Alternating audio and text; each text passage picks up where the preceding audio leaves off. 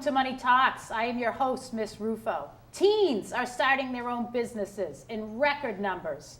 Teen entrepreneurs or teenpreneurs are making bold statements in the business world, braving the waters that even most adults would avoid, as just over 50% of all businesses fail within their first 4 years of operation. That daunting failure statistic isn't stopping Algonquin's teenpreneurs. Today, we will hear from a few of these teenpreneurs and their employees to see what inspired them to become business owners and what they think the future holds for their companies. Please welcome Nick Camarano, Henry Alford, and Jake Hathaway. Thank you.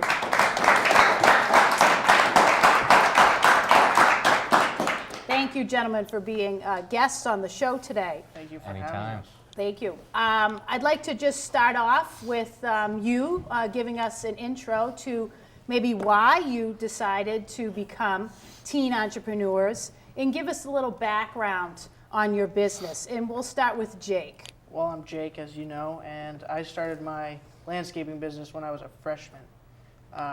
Me and my buddy wanted to rent a boat in Florida, so we started a business, and then it just took off, and I loved it. And what's the name of your business? Lawn enforcement. Lawn enforcement. And Yeah. where does your business operate out of? Northborough, but we'll pretty much go anywhere. And so what towns do you serve or service? Like, really, we'll go pretty far, like 25 miles Really? around Northborough. Nice. Yeah, so. And we have a competitor here, Nick. My name is Nick. I'm the owner of Double Diamond Landscaping. I started it about 2 years ago, but before that, what got me into it was I always mowed my neighbor's yard, and it paid pretty good money, so I'm like, why not? And I just went in full time with it. Mm-hmm. And now why did the two of you want to start your own business? Why not work for somebody else? Well, it was kind of hard to get a job as a 14-year-old at like a company, and I never really liked having my parents tell me what to do, so I wanted to be able to tell myself what I need to do and what I don't have to do. Mm-hmm. How about you, Nick? Yeah, like Jake said, like it's kind of hard to find a job as a 14-year-old. So for me, I had my first job at Teamworks, and that was good at the time, but I soon got quite bored there because you just sit in a box for long amounts of time. So I kind of wanted to be outside and kind of make my own hours and do my own thing, and on top of it, the pay's pretty good. Now, you heard in the beginning of the show that 50% of all businesses fail within the first 4 years. Did you know that going in? No. No. I had no clue. No clue. So you that was almost better. Yeah. Nick, no clue? No, I'm fortunate enough to have a good friend who does lawn fertilization, so he was pretty generous with helping me get my feet going, and he's kind of handed me jobs because he doesn't really do the landscaping aspect, so I'm his referral for that. So that definitely helps me keep bringing in jobs. Mm-hmm. And how about the cash flow to start your business at 14? Unless you have, you've had some good birthday party money. I would imagine it was difficult to come up with, a few $1,000s to start your business. So how did you come up with the financing? Well, I actually didn't have any financing. My parents had their equipment, and I just asked if I could use that for now. And so I used that for the first 2 years of it, and then I started branching out and buying my own stuff. And how did you obtain loans for your equipment, or how did you finance? No, I would make the money, and then I would pay for it. Nice. No loans. No loans. No debt. Nope. Wow. That's a major. And how old are you? I'm 18. 18. Good for you. Nick, where did you get the financing? So the year before I went fully into my business, I kind of knew I was going to do it, so I had some time to kind of build up money, and I've always kind of been a good saver. So I saved essentially everything I made that 1 year, and that gave me a few $1,000s to kind of buy the essential equipment, and I used part of my father's lawnmower. But the $2,000 gave me enough money to buy a reliable trailer and some handheld equipment. Good. And now we have Henry here. Henry, how do you connect with this panel? Nick's employee, his foreman, as he likes to say. Nick's foreman. Yeah. And is your position as foreman the only job you've ever held, or have you worked somewhere else? I've worked for another construction company that's different than Nick's. Nick's is more on the the lawn care side, but I've done some hardscape too, and that differs a little bit, but I mean same thing essentially outside. And the construction company, what were you working for a teenpreneur or were you working for an adult? It was for an adult, but like I said, it's pretty much the same thing. I mean, Nick treats his employees well, and I mean I don't see a difference working the other place or here. Can you just elaborate on treating his employees well? What makes you feel like Nick treats you well? What are some traits that he possesses? He trusts me enough to drive his truck. I mean, because he started his business before he could have his license, so I had my license, so I fit in there and drove the truck everywhere, which that's a pretty big deal. I mean, that's part of his like services, and he buys me lunch when I'm not gonna buy lunch. I mean, like I'm working for him. He'll buy me lunch. I don't know if my bosses buy me lunch. I'd like to. I mean, Nick, yeah. you might be an okay boss. We have another employee too, and I like to say that I'm a little higher up on the totem pole than him, so I get some better jobs. Now, Jake, this sounds like paradise over here. Yeah. How was it difficult for you to find employees? How do you find employees for your jobs? In the beginning, it was just me and my friend, and then people heard about it and they asked, so I'm like, sure, sure, you can come work with me. And now my buddy, he's in the audience. He's been working with me for a year straight every day. Every day. So he's my one guy that I trust now to do pretty much anything without me. And he obviously must trust you enough where he stuck around with you Yeah. too. You So I must treat be him- doing something right. You must be doing something right, correct. And so one employee, Pretty much. pretty much, loyal person. Yep. Good. And Nick, how many employees do you have? I have two that I primarily go with, one being Henry. But generally speaking, unless it's like a big landscaping project, I prefer to go by myself and kind of do my own thing because I can kind of get in and out and be as productive as possible. But definitely when I need help, I'll call for it. And Henry and Cal both do a great job. And how do you handle payroll, Nick and Jake? Are you giving hourly wages? Are you paying by the job? Hourly. Hourly wages. I kind of go by the job because this fall I've had a few jobs where I've made more profit myself, giving me the ability to pay my guys more. But some jobs I kind of find are a little tight on money. So there was one that I wanted to pay my 2 employees more than I could, but just because I didn't get paid enough, we both took a short end of the stick on that one. Yeah, there's some odd jobs too. I mean, it's Yeah. not always just lawn care. Yeah. We've done some tree removal, some like lumber moving, also stump grinding. Yeah. So now, anything, do you have the equipment really. to do that? Or you have to rent that equipment? It depends. Most of what Henry just said was kind of by hand and with the equipment, but usually we'll kind of just make do with what we have. Now, as young or as teenpreneurs, you've been in business for, maybe 4 years, Yeah. right? So if you succeed after this 4-year mark, you're in it. You're going Yeah. to make it. It's hard with college, though. I got to figure out what's going to happen with college. Right. And that leads into my next question is what is going to happen? I know you just said that you'd like to go Yeah. to college. We'll get to Nick, see if he, what his plans are. But what is going to happen to your business? I think I'm going to figure out a way to come back on the weekends to work, but I'm not sure how that's going to work with being a freshman at college. Right. So And I'm going to have a lot of How many thinking accounts to do. too? Like Yeah. how many accounts can you manage in a Exactly. weekend? How about you, Nick? Did you think about what's going to happen?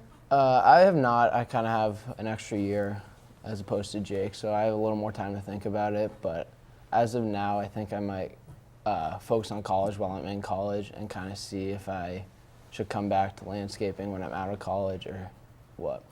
So I think I'm going to think about it a little longer. And what are some of the bumps or setbacks that you've experienced as a business owner that you've learned from? Anytime something breaks, I always find myself scummaging around for money because something broke.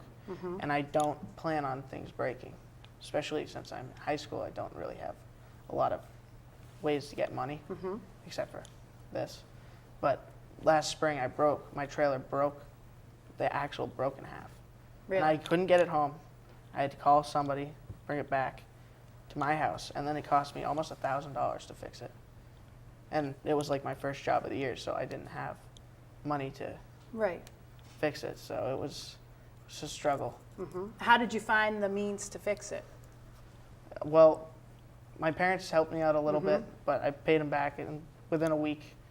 And I had some help from other guys that I've worked for that are pretty knowledgeable and other things. So. Right. So you have a good support system. Yes. And that's, again, one of the ways that entrepreneurs or young businesses succeed is you need a support system because you can't plan for everything. How about you, Nick? I've not had anything big happen, like breakdowns like Jake's trailer, but last spring I had a mower that the belt that turned the blades was constantly becoming loose, so I would have to tighten it probably 3 times a lawn. And fortunately, I was in the market for a new mower at that time, so I kind of pulled the trigger a little earlier than expected. But yeah, that was definitely, it slowed me down a lot. I think the big question is pricing. Everybody wants to know, hey, how do you set your prices? Do you look at your competitors? Here you are, the two of you here sitting at the table. Do you research each other? What do you do? How do you figure it out? Well, I don't try and charge a lot. I just go in and say, well, this is going to take me this long, so I'm going to charge you this much. And I don't think it's a lot. So I'm pretty cheap when it comes to like mowing and stuff, but like when I get into like big jobs, like I redid a whole yard last year, and that was a lot more planning on how much it was going to cost them and me. So it all depends. Because you're buying the materials. I would Exactly, yeah. imagine if you're doing a whole yard, maybe you'd have to regrass an Yeah. area, get some plants. Exactly. So that all goes into your cost. Right. Nick? Yeah, mowing's fairly simple. You kind of just you once you spend some time doing it, you kind of know how much a yard is going to cost just based off the looks. But like Jake said, if jobs start to get more labor intensive and you need to hire help and then bring in materials, it definitely requires a lot more planning. And how about the disgruntled customer?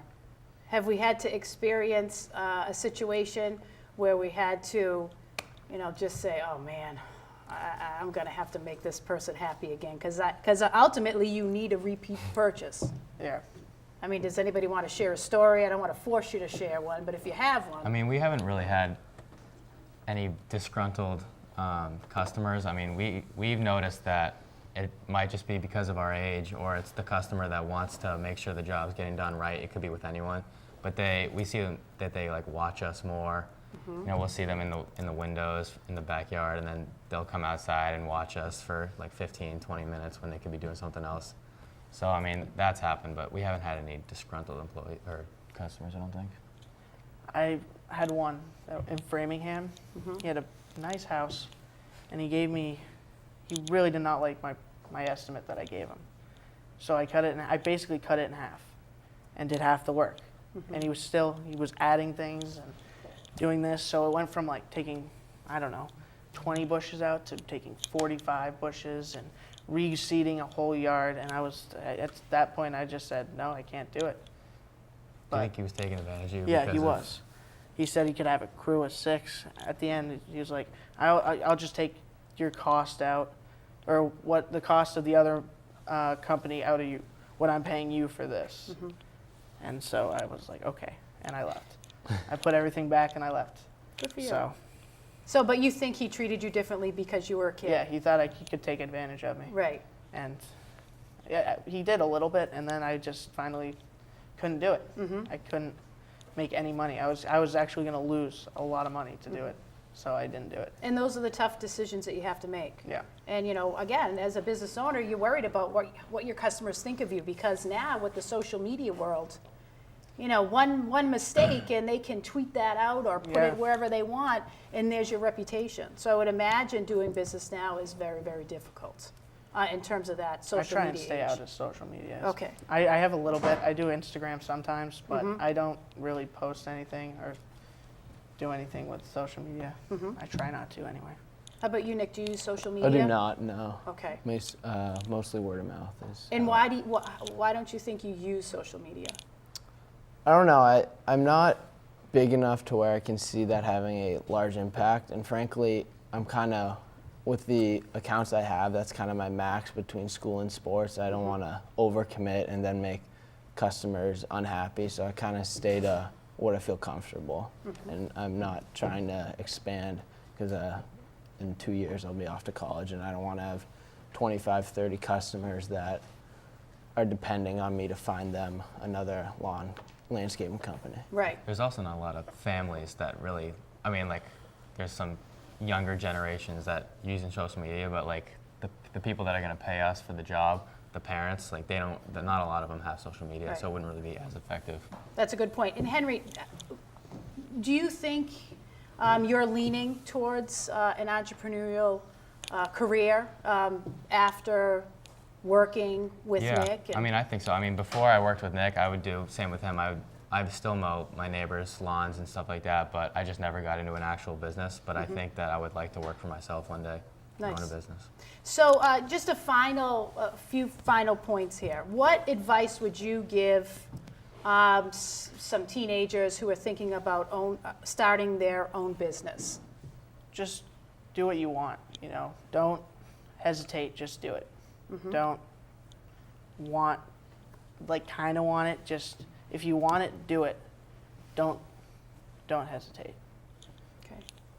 Nick? Yeah, I would probably say like there's gonna be people like I've got criticized for what I'm doing, but I kind of just let that go out the other ear, and I don't really worry about people that are telling me, oh, you're not gonna succeed or whatever. I just kind of keep going, put my head down, and work hard. Good. Well, great. Congratulations, gentlemen, on being successful entrepreneurs here at Algonquin Regional High School in the Northborough Southborough community. That wraps up our episode. Thank you all for joining us, and we'll see you next time.